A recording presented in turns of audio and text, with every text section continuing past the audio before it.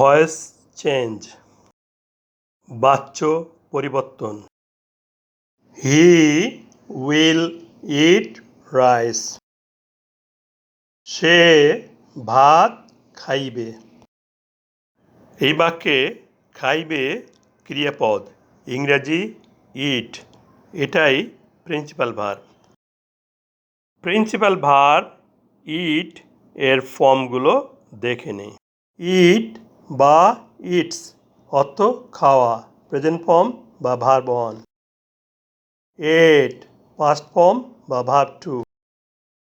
Eaten past participle বা verb three. এখন subject এবং অবজেক্ট জানার জন্য ক্রিয়াপদকে প্রশ্ন করি। কে খাইবে?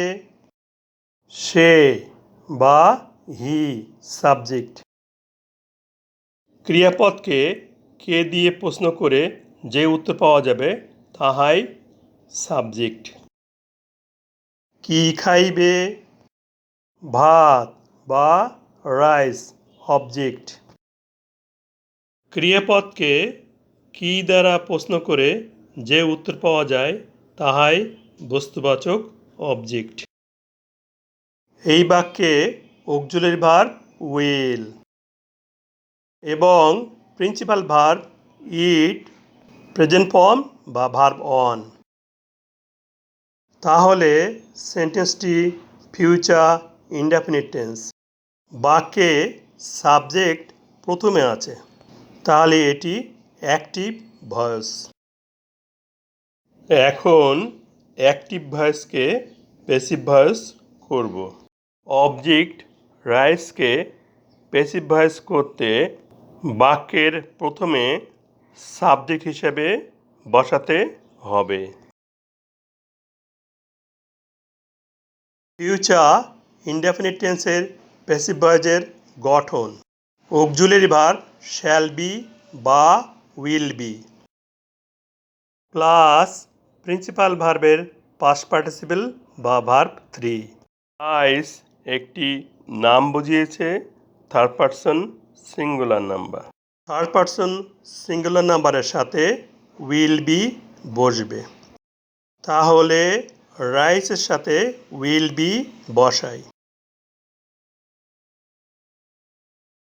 তারপর প্রিন্সিপাল ভার্বের পাস্ট পার্টিসিপল বা ভার্ব থ্রি বসবে। ইট ভার্বের পাস্ট পার্টিসিপল বা ভার্ব থ্রি পাচ্ছি ইটেন, তাহলে ভার্ব থ্রি স্থলে ইটেন এসে বসবে। এরপর প্রেপোজিশন বাই ব্যক্তির ক্ষেত্রে বসবে। প্রেপোজিশনের পরে বাক্যের সাবজেক্ট হি এর অবজেক্টিভ কেসের প্রয়োজন হবে। হি এর কেসগুলো দেখে নেই। হি নমিনেটিভ কেস। হি এর অবজেক্টিভ কেস হিম।